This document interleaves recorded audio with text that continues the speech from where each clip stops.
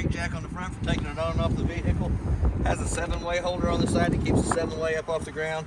Keeps it from getting corroded and the chains. It has a 20-pound propane cylinder on it that is full except for what we use to service the trailer. Does have one new 12-volt battery on the front. Also has a battery disconnect in behind the battery. The battery disconnect is used for when you're not using the unit. You can turn the battery disconnect key off, pull it out. It saves all the 12-volt juice that's in the battery for the next time you come out to use the unit. As we start down the off-door side, it has balance jacks on all 4 corners.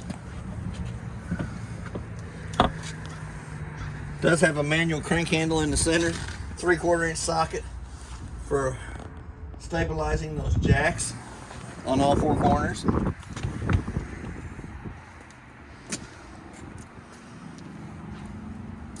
Slide room's already in the out position. Does have lug nuts torqued at 100 foot-pounds. The tires are air to pressure, which is 80 pounds on the side of the tire cold. We also have our next connection back is our white connection. It's a city water connect that you can hook to with the water hose and regulator and never have to fill the fresh tank off of it. Work right off the water pressure going to that hose. Right down below at the black connection is a black tank flush for when you've got your holding tanks dumped. Valves all open. You can hook a water hose and regulator to that, turn water pressure onto it. Has a little aerator on the inside of the black tank that spins around, cleans more of the toilet paper and debris out of the inside of the black tank only. 30-amp service cord goes on, makes a quarter of a turn. Blue light on each end indicates that it has 110 power coming through it.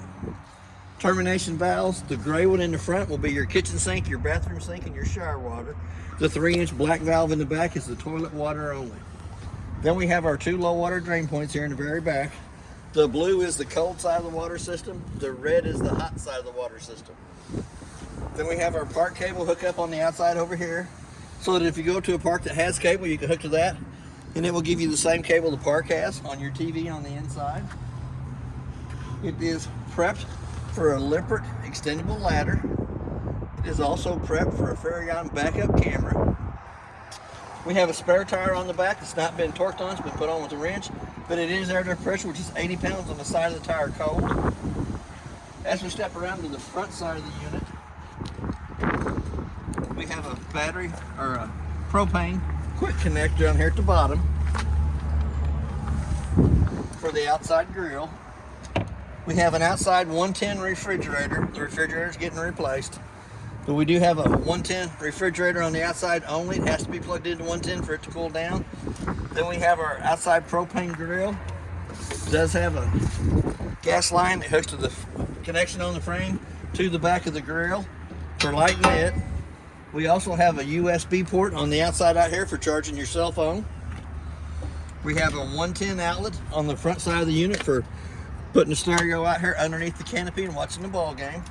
We do have an outside shower that gives you hot and cold running water to this side of the unit. Here again, the lug nut's been torqued at 100 foot-pounds. Tires are air to pressure, which is 80 pounds on the side of the tire cold. We're going to come into the Suburban on-demand water heater. It is in the off position. For it to be working, the digital thermostat to work on the inside, it has to be in the I position, which is on.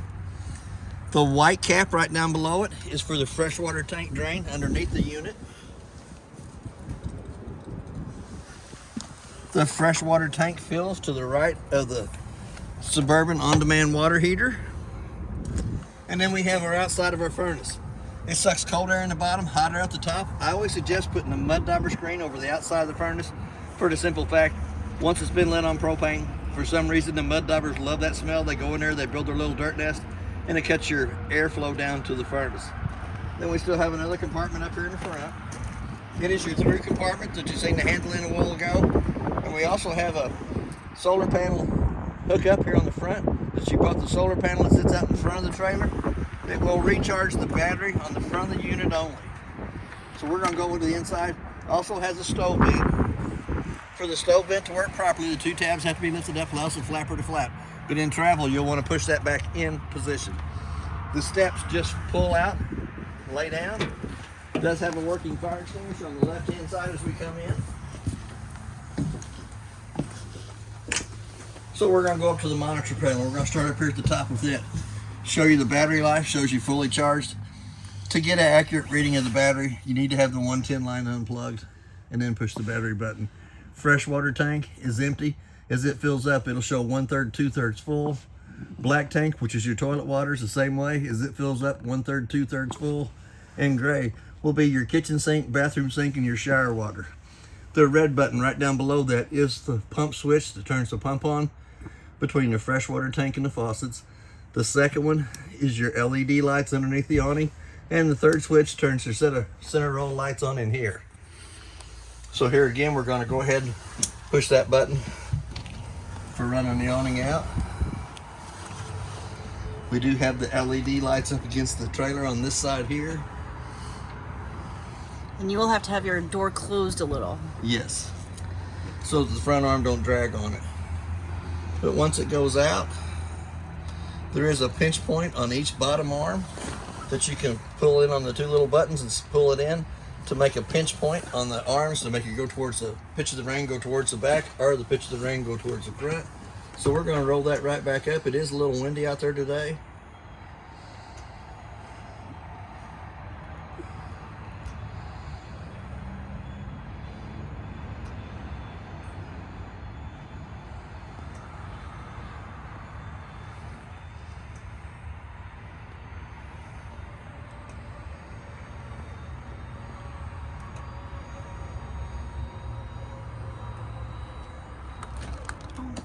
And then the second switch here is for the slide room to run the slide room in or out.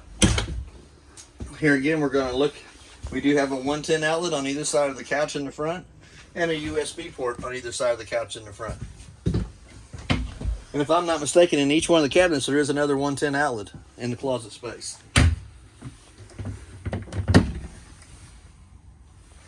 We do have a smoke detector right above our heads here. We do have an LP detector on the side of the cabinet. We're going to go up to the glass stove top.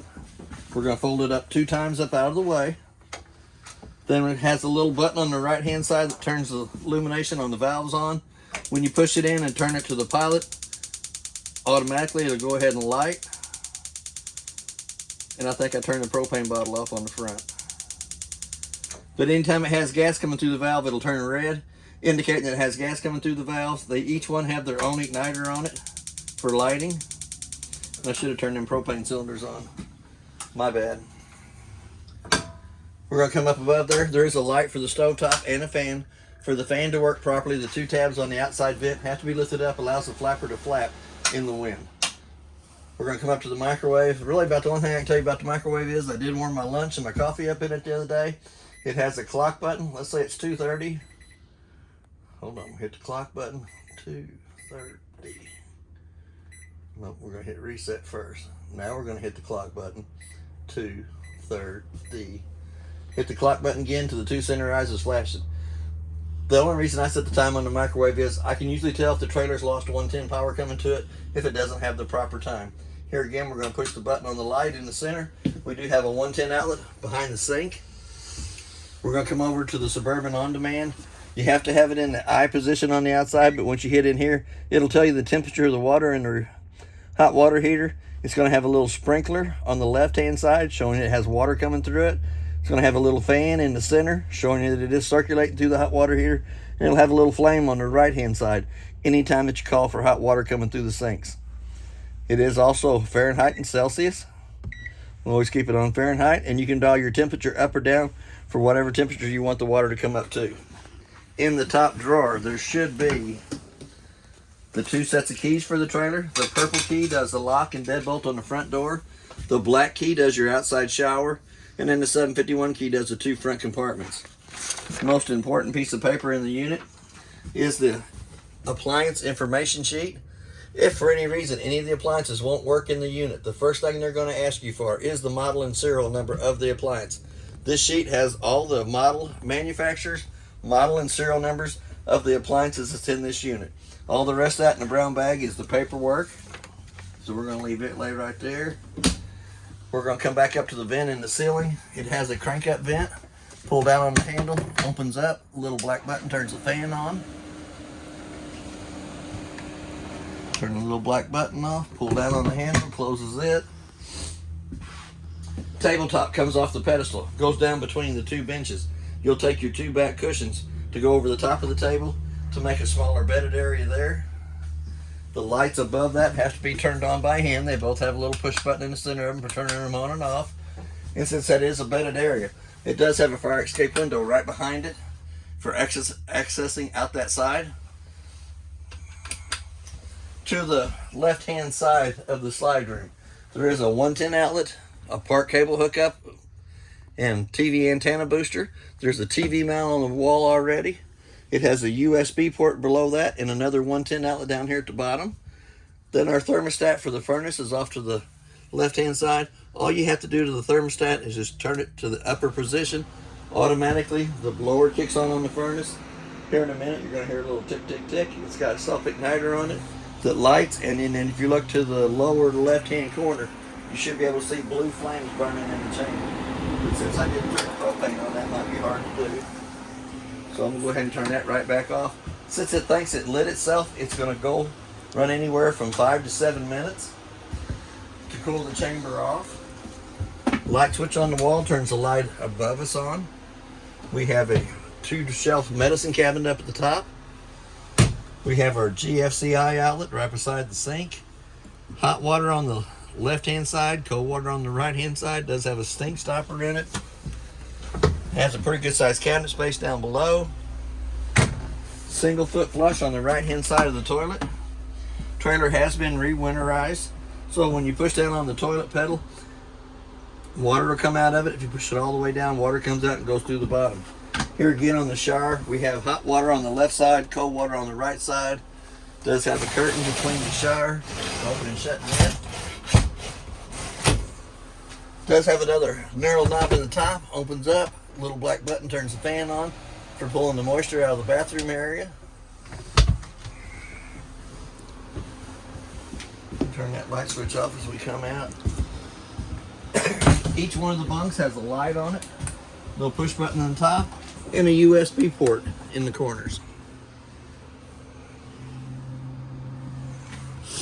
We're going to come to the refrigerator. The refrigerator has controls in the bottom upper right hand corner. The paperwork for the refrigerator is in the bottom drawer.